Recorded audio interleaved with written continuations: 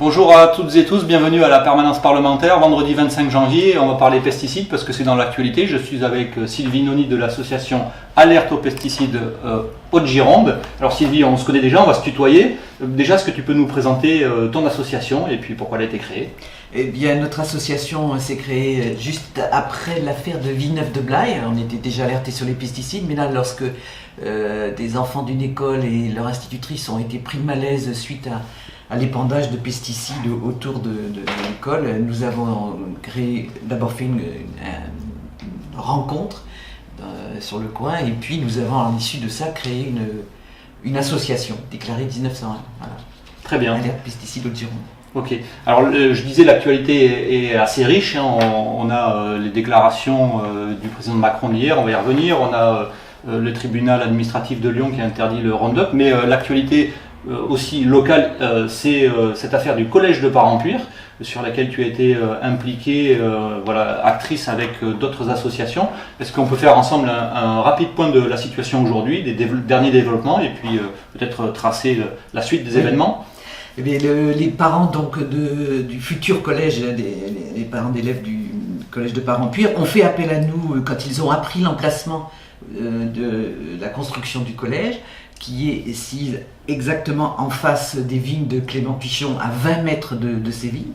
Et donc ils se sont alertés de la présence des pesticides. La première chose qu'ils ont faite, c'est d'aller rencontrer Clément Pichon pour s'assurer qu'il n'avait pas l'intention de passer en bio. C'est ce qu'il avait dit en septembre dernier, qu'il comptait rester en conventionnel. Et ensuite, ils nous ont contactés parce qu'ils avaient eu vent donc, de l'action que nous avions menée autour de l'école de Villeneuve-de-Blaye, mais aussi des batailles que nous avons menées pour obtenir du préfet un arrêté plus contraignant pour protéger les écoles. Et ça, c'est une action que nous avons menée avec toutes nos associations, les médecins contre les pesticides, Alerte aux toxiques, le collectif Info Médoc Pesticides, et aussi les syndicats d'enseignants, et aussi la FCPE, la plus grosse fédération de parents d'élèves de la Gironde. D'accord. Oui, votre demande, c'était d'avoir une zone sans traitement 200 mètres autour de l'école. Donc c'est comme ça qu'on s'est connus aussi, puisque moi j'ai proposé une loi pour interdire les pesticides cancérigènes, mutagènes, reprotoxiques et perturbateurs endocriniens dans des zones de 200 mètres autour des lieux de vie et notamment des écoles. Donc le groupe Fayat, qui est propriétaire du château Clément Pichon, donc son patron, j'ai oublié son prénom, a annoncé qu'il allait donc changer son mode de culture, passer sur de l'agriculture bio. Alors c'est plutôt une victoire. Comment tu l'interprètes, toi, cette déclaration? Nous, Alerte Pesticides Haute-Gironde, on préfère le lire au positif. Alors c'est vrai qu'il y a toujours le risque que ce soit une opération de communication et puis de l'esbrouf, mais il nous semble qu'un grand château comme ça qui déclare dans la presse la seule alternative, la seule sortie par le haut, dit Jean-Claude Fayat, c'est la conversion en bio. C'est une interpellation pour toute la Gironde et pour les 90% de viticulteurs qui sont encore en conventionnel. Et d'affirmer que c'est la seule issue, ça nous semble un point d'appui. Alors bien sûr, nous allons nous en saisir, nous allons surveiller que l'opération se fasse si le collège est bien construit à cet endroit, parce qu'il y a encore d'autres menaces sur le terrain.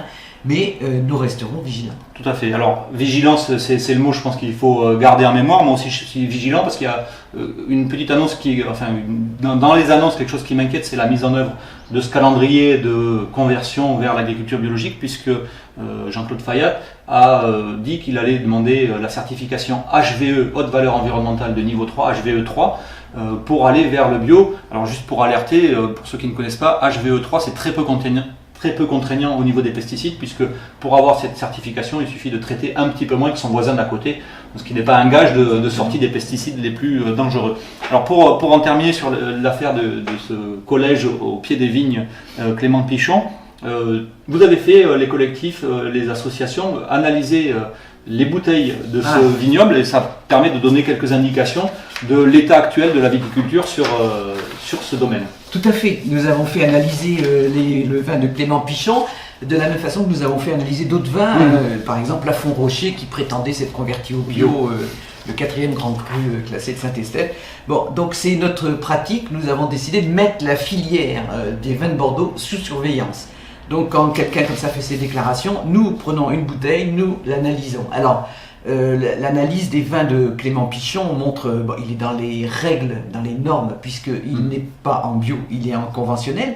Mais je vais prendre simplement deux produits que l'on trouve à haute dose dans ces bouteilles, le Folpel, qui est un antifongicide ultra répandu en Gironde, et qui est un cancérigène, mutagène, reprotoxique, et le Boscalide, qui est un pesticide SDHI, et qui, on va en parler tout à l'heure, mais qui, lui aussi, comme le Folpel, nécessite 48 heures de délai avant de retourner dans les rangs. Nous nous disons comment des collégiens qui sont à côté des vignes, eux, on ne va pas suspendre le collège de 48 heures. Alors certes, le collège n'est pas dans les vignes, mais enfin, à 20 mètres, le vent se propage vite, hein.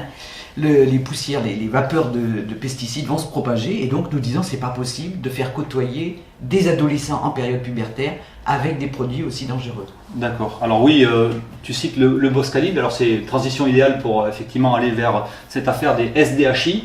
Alors pour les non-initiés, on va dire c'est des inhibiteurs de succénate déshydrogénase. C'est des substances chimiques qui bloquent la respiration cellulaire. Est-ce que tu peux nous dire 2 mots sur ces SDHI et puis pourquoi c'est un risque majeur pour la santé publique? Donc il y a une alerte qui a été lancée par des chercheurs en avril dernier, qui n'est même pas une alerte sur une étude des conséquences, mais juste sur le fonctionnement même de ces SDHI. Ils inhibent une enzyme. Cette enzyme est responsable de la respiration des cellules à l'intérieur des mitochondries. Des mitochondries, il y en a dans les cellules végétales, il y en a dans les cellules animales. Oui, parce qu'il faut préciser, ces SDHI sont pulvérisés sur le matériel, enfin sur le blé, la vigne. C'est un fongicide, donc pour lutter contre les maladies cryptogamiques, qui sont liées à des champignons. Mais on voit que quelles que soient les formes de vivants, végétales ou animales ou humaines, les mécanismes de blocage de la respiration par ces SDHI s'appliquent. Et il s'applique et provoque donc, là les médecins ont la certitude déjà, des encéphalopathies très sévères, des cancers du rein, du système digestif, donc des tumeurs, puisqu'il y a des dégénérescences de l'ADN des cellules qui est modifié par ce principe. Et donc là, sans attendre d'avoir une liste de victimes ou de cas répertoriés dans les hôpitaux, il faut d'urgence arrêter ce système. Et c'est pour ça que ces chercheurs se sont adressés à l'ANSES. Voilà, parce que ces modifications de l'ADN, qu'on appelle modifications épigénétiques, ne sont pas testées dans les autorisations de mise sur le marché, et c'est comme ça que l'ANSES dit ce risque n'existe pas, parce qu'en fait ils ne l'ont pas testé. Et c'est là-dessus que les chercheurs ont alerté en avril 2018 sur le problème des SDHI, et donc là on touche en plein sur l'application du principe de précaution. Tout à fait.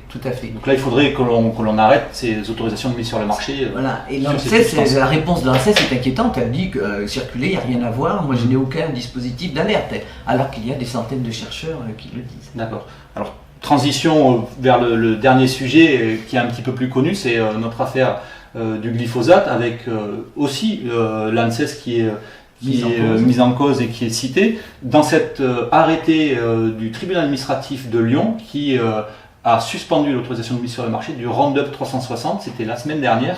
Est-ce que tu peux nous expliquer pourquoi c'est vraiment une avancée importante et significative? Alors l'ANSES, c'est l'Agence nationale de la sécurité alimentaire et de l'environnement, c'est elle qui donne les autorisations de mise sur le marché des produits. Et donc le CRIGEN, une association qui, avec des chercheurs elle aussi, secourue par maître Corinne Lepage comme avocat, ont porté plainte contre la procédure de mise sur le marché de ce Roundup Pro 360 parce que tous les éléments scientifiques étaient là pour dire, principe de précaution, on ne peut pas donner une autorisation de mise sur le marché à un produit sur lequel on a déjà tant de renseignements scientifiques. Oui. Et c'est donc un juge qui se prononce en disant, même pas besoin d'aller voir en Europe, de consulter une cour européenne, nous avons les éléments pour. C'est-à-dire qu'en gros, le tribunal administratif, pour être très clair, il met fin à toute cette polémique autour de la validité des études du CIRC, qui est le Centre d'études international de recherche contre le cancer, en disant on a assez de preuves scientifiques, on a assez d'éléments avancés par le CIRC pour interdire et pour suspendre les autorisations de mise sur le marché. Et donc ça, c'est quand même une avancée, j'allais dire notable, non, c'est plus que ça, c'est une première et c'est vraiment très important. Alors, actualité aussi autour du glyphosate, actualité toute chaude, c'est le scoop de la soirée d'hier. C'est le président Macron qui a dit la sortie du glyphosate dans 3 ans, enfin il l'avait déjà dit il y a 1 an, donc là on est encore sur un délai supplémentaire. Dans 3 ans, je suis pas sûr de pouvoir tenir ma promesse, je suis même quasi sûr de ne pas pouvoir la tenir. c'est révélateur en fait du fait qu'on est dans une politique au niveau de ces pesticides, de l'utilisation, où on essaye de s'en passer, j'allais dire, à un modèle constant, sans changer toutes les pratiques agronomiques qui vont autour. Est-ce que tu as quelques éléments pour nous éclairer sur comment on pourrait justement faire bouger tout ça et pourquoi cette déclaration est juste aujourd'hui inacceptable?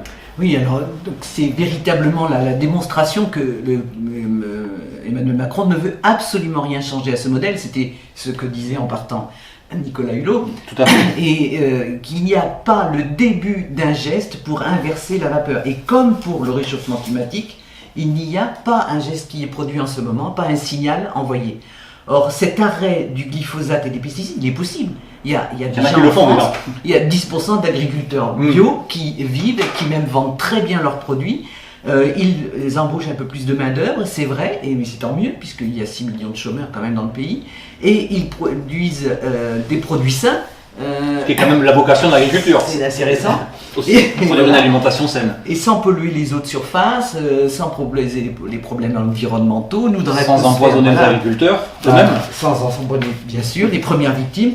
Dans l'atmosphère de la Gironde, l'agence Atmo a mesuré des taux de pesticides lorsqu'on est en pleine saison des épandages, absolument ahurissants. Le rapport est alarmant, je vous invite à le consulter, ça vous donnera quelques éléments aussi de réflexion. Donc c'est bien de modèle qu'il faut changer, c'est possible, mais c'est exactement le contraire. Là, il y a vraiment des signaux inquiétants envoyés par ce gouvernement qui s'appuie sur la FNSEA, qui s'appuie sur les grosses coopératives agricoles qui sont en même temps des coopératives mais qui vendent elles aussi des produits phyto, les premiers marchands de phyto c'est eux. Donc il y a tout un système qu'il faut changer. La loi Egalim avait abordé cet aspect de séparation du conseil et de la vente, c'est en cours mais c'est pas encore tout à fait mise en œuvre sur le terrain. Toutes les avancées de cette loi sont en train d'être bloquées une par une par le Conseil d'État. Conseil constitutionnel. En l'occurrence, ok, très bien. Oui, d'où l'intérêt effectivement de changer ce modèle agricole pour retrouver de l'emploi, se nourrir sainement et puis sortir d'une logique où en fait on est juste pour alimenter une balance commerciale extérieure, mais pour produire sainement, avoir une autonomie alimentaire et puis surtout une alimentation saine. Tu avais, je crois, un petit conseil de lecture à nous proposer pour terminer cette vidéo. Je pense qu'on conclura là-dessus pour vraiment les gens qui veulent creuser cette affaire des pesticides et de la viticulture dans notre département. Eh bien, c'est le livre qui vient de sortir de Étienne Delaporte, une journaliste qui a enquêté sur le monde de la vigne en Gironde. Vraiment, si les Girondins, s'ils veulent le lire, ils retrouveront les coins qu'ils connaissent tous. Et peut-être des coins qu'ils ne connaissent pas, ceux où se cachent des caravanes sans eau, sans électricité, qui abritent les travailleurs de la vigne, qui n'arrivent pas à vivre de leur travail dignement, qui vivent dans le froid, dans des conditions d'hygiène déplorables. Tout ça à côté de châteaux luxuriants qui chaque année ne savent pas comment dépenser leur argent et même leurs subventions d'État ou européennes parfois pour faire des nouvelles piscines, des nouvelles constructions high-tech, etc. Donc lisez ce livre, vous comprendrez aussi pourquoi... du côté de la Fondation Bergonié qui soigne des cancers chez nous, on n'entend pas beaucoup de bruit médiatique et on découvre dans son livre qu'en fait les châteaux de la Gironde, les grands châteaux du vin, font partie des ressources non négligeables de la Fondation Bergonié en donnant chaque année des subsides qui lui permettent. Tout à fait. Alors le titre de ce livre c'est Les raisins de la misère et ça va vous expliquer comment il ne peut pas y avoir de justice sociale et sans justice environnementale et vice versa, c'est-à-dire que les deux sont intimement liés. On ne peut pas protéger l'environnement sans retrouver aussi une façon de traiter les gens dignement et en tout cas qui est vraiment une prise en compte des deux volets. Ça ne va pas l'un sans l'autre. C'est ce que l'on appelle, nous, à la France Insoumise, la règle verte ou l'écologie populaire. Voilà, je vous remercie d'avoir suivi cette vidéo. Je vous dis à très bientôt. N'oubliez pas de lire ce très bon bouquin et à bientôt pour de prochaines actualités, de prochaines vidéos.